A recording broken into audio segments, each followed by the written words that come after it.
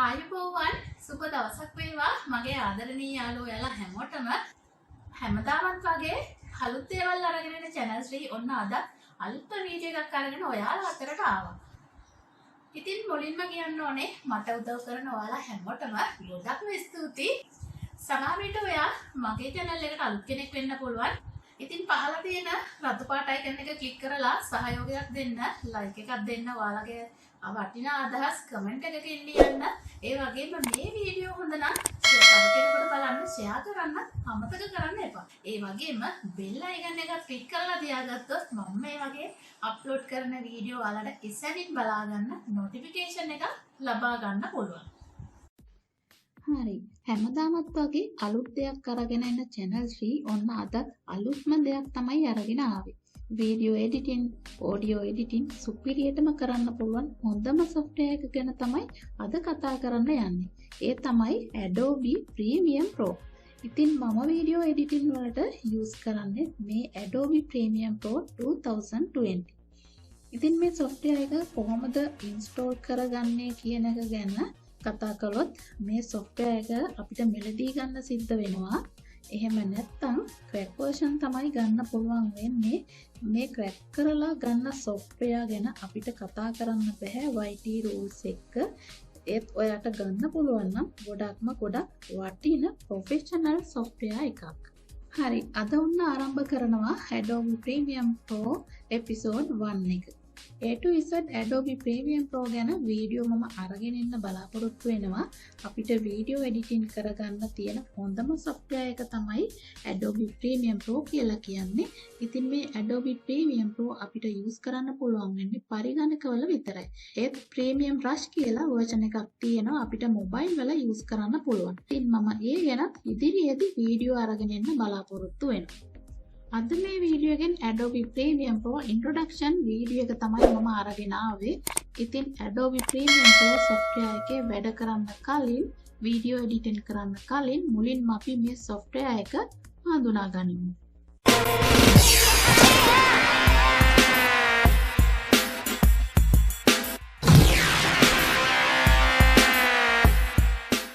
හරි, මුලින්ම මම open කරගන්නම් Adobe Premiere Pro software එක මේ විදිහට.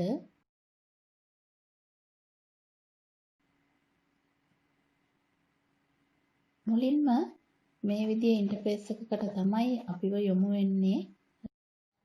මේක තමයි Adobe Premiere Pro welcome screen එක. මෙතනින් පෙන්නන්නේ අපි කලින් කරලා තියෙන project Adobe Premiere Pro වල. ඉතින් මුලින්ම තියෙනවා මෙතන home කියලා බටන් එකක්. ඊට පස්සේ sync setting කියලා තියෙනවා.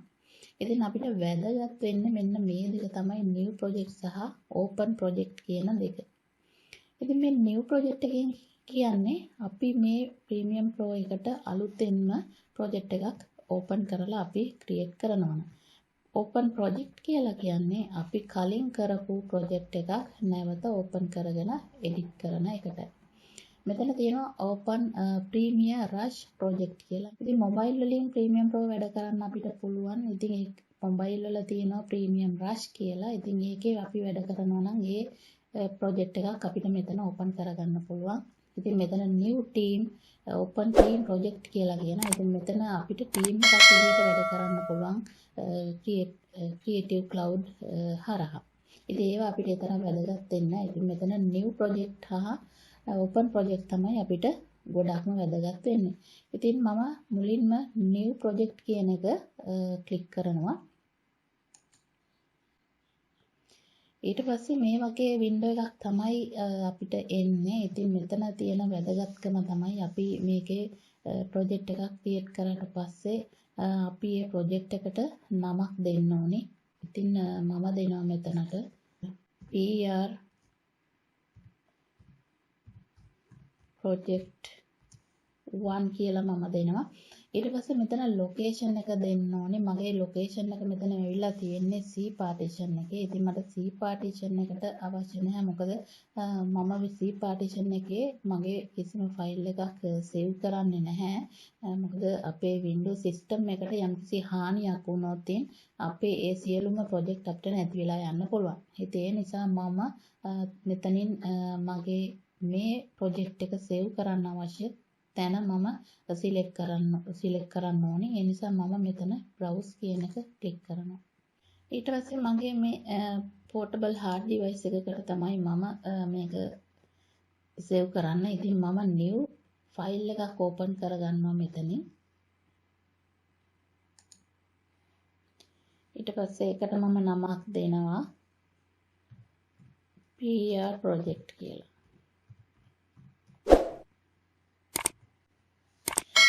මේ ප්‍රොජෙක්ට් එක මම ඕපන් කරගන්නවා මේ විදිහට.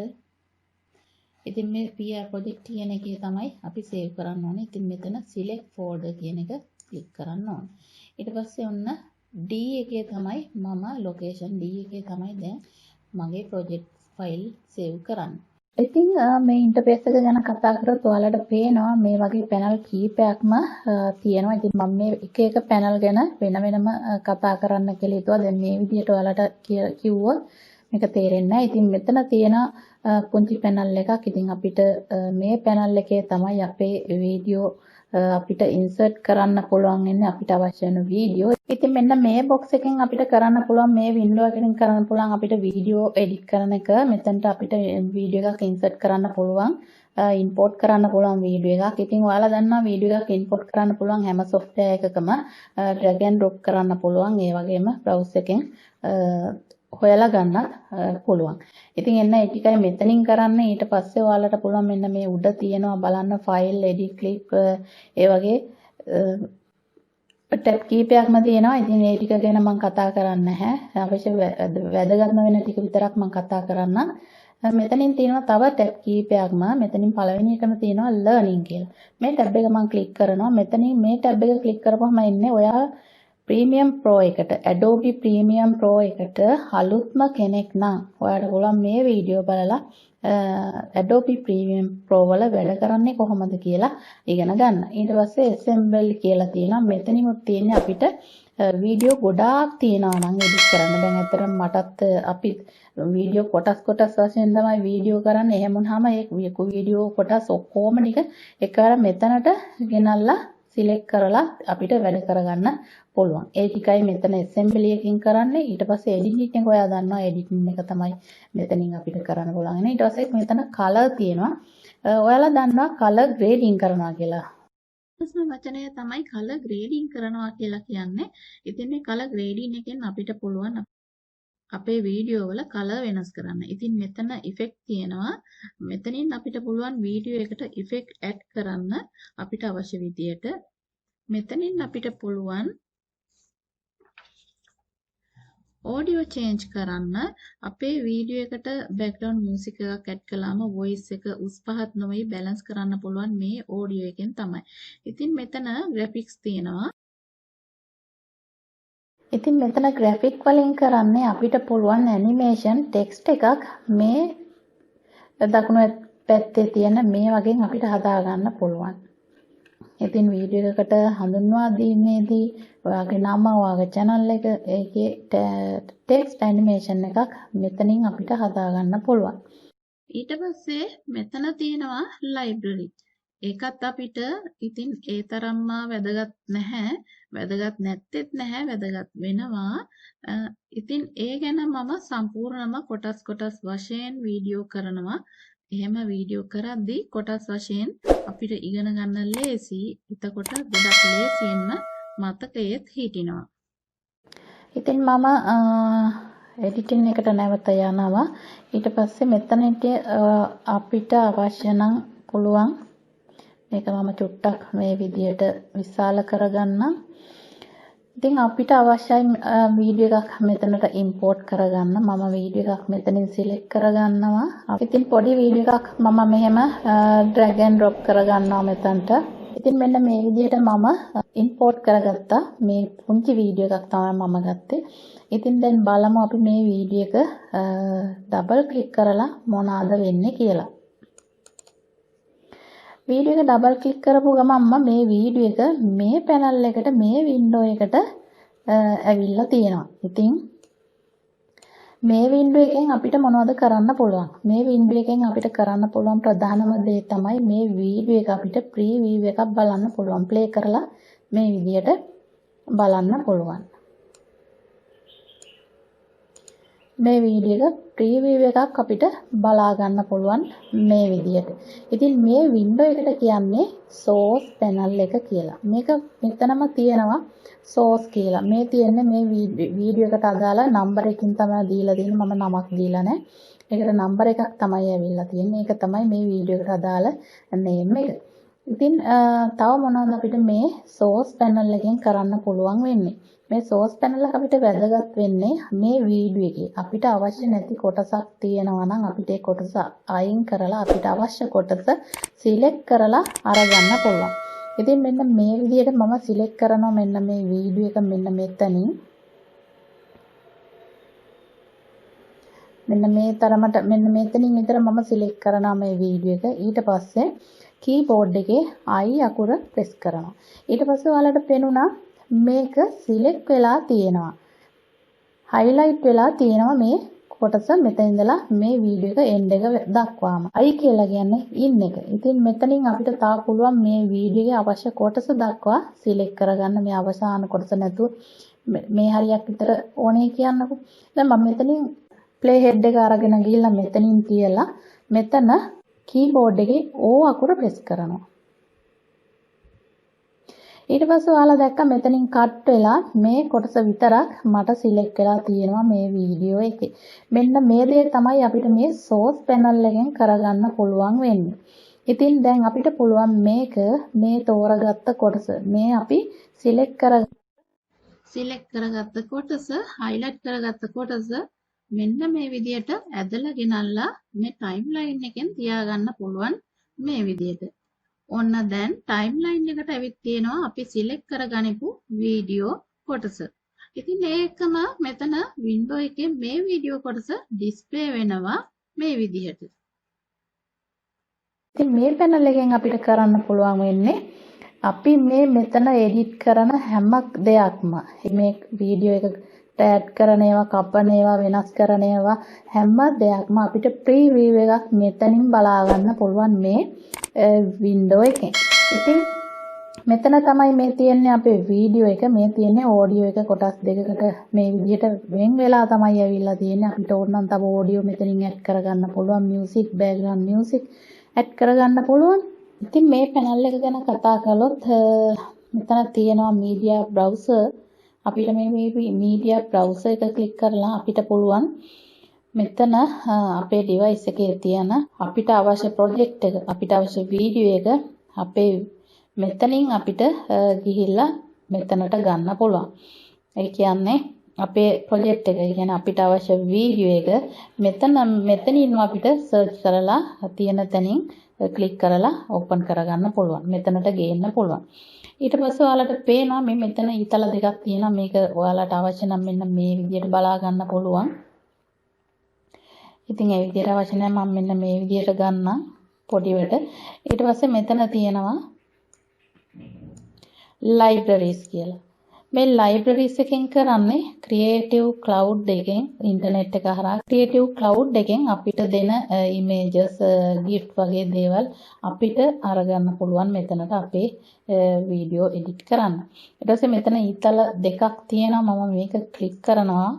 ඊට පස්සේ මේ තියෙන්නේ project PR project 1 කියලා මගේ දීපු project එකේ නම. ඊට පස්සේ media browser ගැන කතා කරා මම. ඊට පස්සේ info ගැන කතා කරොත් මේ වීඩියෝ එකට අදාළ සියලුම details information මේ වීඩියෝ එකේ information width එක කීයද type එක මොකක්ද audio එක මොකක්ද හැම දෙයක්ම මේ duration එක මොකක්ද මේ හැම දෙයක්ම details තමයි මෙතන තියෙන්නේ මේ අදාළ වීඩියෝ එකට. ඊට පස්සේ මෙතන libraries ගැන මම කතා කරා. ඊට පස්සේ effect ගැන කතා කරොත් මෙතන තියෙන ඉෆෙක්ට්. ඔයාලා දන්නවා දැනටමත් වීඩියෝ එඩිට් කරන අය ඉෆෙක්ට් කියන්නේ මොනවද කියලා. අපිට පුළුවන් පික්චර්ස් වලට ඇනිමේෂන් ඇඩ් කරන්න. එතකොට ඔඩියෝ වලට මියුසික් ඇනිමේෂන් ඇඩ් කරන්න පුළුවන්. Audio transition, slide show transition, video transition හැම දෙයක්ම අපිට මෙතනින් තමයි කරගන්න පුළුවන් වෙන්නේ. ඉතින් මේ මාකර්ස් ඇන්ඩ් හිස්ටරි ගැන Adobe Premiere Pro වැඩ කරනකොට අපි ඉගෙන ගනිමු මේ මොනවද කියලා. මේ ඉෆෙක්ට් කන්ට්‍රෝල්. දැන් අපිට මෙතනින් ඉෆෙක්ට් එකක් අපි මොන හරි ඉෆෙක්ට් එකක් මෙතනින් ගන්නකොට ඒ ඉෆෙක්ට් එකට අදාළ කොහොමද කපන්නේ, කොතනින්ද කපන්නේ, කොයි විදිහටද දාන්නේ, කොතනටද දාන්න ඕනේ. හැමදේම මේ ඉෆෙක්ට් කන්ට්‍රෝල් එකෙන් තමයි අපිට කරන්න පුළුවන් වෙන්නේ මෙතනට වීඩියෝ එක අරගෙන. ඉතින් මේ ඉෆෙක්ට් ගැන කතා කරද්දී අපිට මෙතනින් ඔයාලට දන්නා ඉෆෙක්ට් අපි ඇඩ් කරනකොට අපේ ස්ලයිඩ් ෂෝ වල ස්ලයිඩ් ෂෝ පික්චර්ස් අපි එකතු කරනකොට අපිට ට්‍රාන්සිෂන් අවශ්‍ය වෙනවා, ඉෆෙක්ට් අවශ්‍ය වෙනවා. මේ හැම දෙයක්ම කන්ට්‍රෝල් කරන්න පුළුවන්. කොතනින්ද පටන් ගන්න ඕනේ, කොතනින්ද ඉවර වෙන්න ඕන, කොයිතරම් වෙලාවක් මේක තියෙන්න ඕනද කියලා මෙතන ඉෆෙක්ට් කන්ට්‍රෝල් එකෙන් තමයි අපිට හදන්න පුළුවන් වෙන්නේ. ඊට පස්සේ මෙතන තියෙනවා ඔඩියෝ ක්ලිප් මික්සර් කියලා. මේ ඔඩියෝ ක්ලිප් මික්සර් එකෙන් තමයි මෙන්න මෙතන අපිට තියෙන ඔඩියෝ මික්ස් කරන්න පුළුවන් වෙන්නේ. දැනට තියෙන්නේ එක ඔඩියෝ එකයි. ඉතින් ඔන්න දැන් මේ වීඩියෝ එක ප්ලේ කළොත් මෙන්න මේ විදිහට මේ ඔඩියෝ එක ඇනිමේෂන් වෙන්න පටන් ගන්නවා, ඇනිමේට් වෙන්න පටන් ගන්නවා. ඉතින් අපිට පුළුවන් තව ඔඩියෝ එකක් මෙතනට ඇඩ් කරන්න. ඊට පස්සේ ඒකත් මෙතනින් අපිට බෑග්ග්‍රවුන්ඩ් මියුසික් එකක් වගේ එකක් ඇඩ් කරන්න පුළුවන්. එතකොට ඒකත් මෙතනින් අපිට බලා ගන්න පුළුවන්. ඊට පස්සේ මෙතනින් අපිට පුළුවන් ඒ වගේ වොලියුම් එක අඩු වැඩි කරලා මික්ස් කරලා හදාගන්න. ඉතින් ඔය විදිහට තමයි Adobe Premiere Pro 2020 වලින් අපිට වැඩ කරන්න පුළුවන් වෙන්නේ. ඒ වගේම ටයිම්ලයින් එක ගැනත් මම පොඩි හැඳින්වීමක් තමයි කරේ. ඉතින් මේ හැම දෙයක්ම අපිට වීඩියෝ එඩිටින් කරනකොට one by one, part by part අපිට ඉගෙන ගන්න පුළුවන්. ඉතින් මම හිතනවා මේ තරමට ඇති මූලික දැනුම මේ Adobe Premiere Pro මොනිටර් එක ගැන. මේ වගේ මොනිටර් එකක් තමයි අපිට එන්නේ. ඉතින් මේ මොනිටර් එක ගැන මේ තරමට හඳුනාගත්තාම මූලිකවම මම හිතනවා ඇති කියලා. මොකද ඇඩ්වාන්ස් ගියාම හැම දෙයක්ම මතක තියාගන්නත් අමාරු වෙන හින්දා. ඉතින් මම හිතනවා මේ වීඩියෝ එක ඔයාලට වැදගත් වෙන්නේ නැති කියලා. ඔයාලගේ වටිනා අදහස් මේ වීඩියෝ එක පහතින් කමෙන්ට් කරන්න. ඒ වගේම මේ වීඩියෝ එක හොඳ නම් ලයික් එකක් දෙන්න. තව කෙනෙකුට බලන්න ෂෙයා කරන්න අමතක කරන්න එපා. ඒ වගේම සමහර විට ඔයා මගේ channel එකට අලුත් කෙනෙක් වෙන්න පුළුවන්. ඉතින් පහළ තියෙන රතු පාට icon එක ක්ලික් කරලා සහයෝගයක් දෙන්න. ඒ වගේම bell icon එකත් ක්ලික් කරලා තියාගත්තොත් මම මේ වගේ අප්ලෝඩ් කරන වීඩියෝ ඉක්මනින් බලන්න ඔයාට නොටිෆිකේෂන් එකක් ගෙන්න ගන්නත් පුළුවන්. ඉතින් මේ වගේම වීඩියෝ එකක් අරගෙන ඔයාලා අතරට channel ශ්‍රී ආයෙත් එනවා. ඉතින් රැඳිලා ඉන්න මගේ channel එකත් එක්ක දිගටම. ඔයාලා හැමෝටම සුබ දවසක්.